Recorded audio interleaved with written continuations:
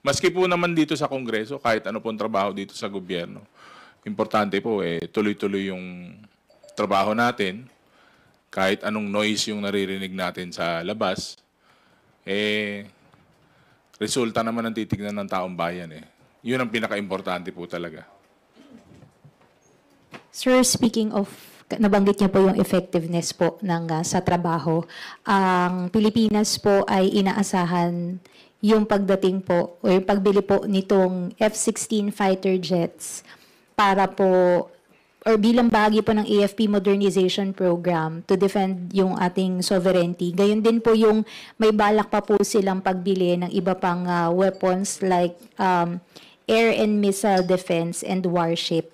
Are you in favor po nung ganitong posisyon na bumili pa po ng mga armas?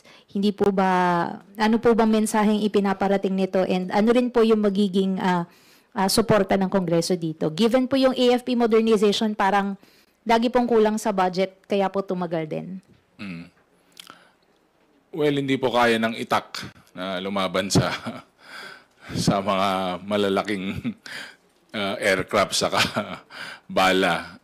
Kahit na ano pong bansa o nasyon, kailangan natin pag-ibayuhin sa kapalakasin ng ating defense. Itong mga bagay naman to is more on protection. Hindi naman tayo ang opensiba.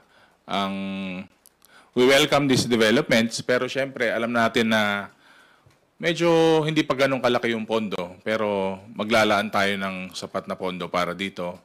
Kasi nga, ang bahay mo naman hindi pwedeng may bantay. Ang bahay mo hindi pwedeng pasukin na lang ng kung sino-sino.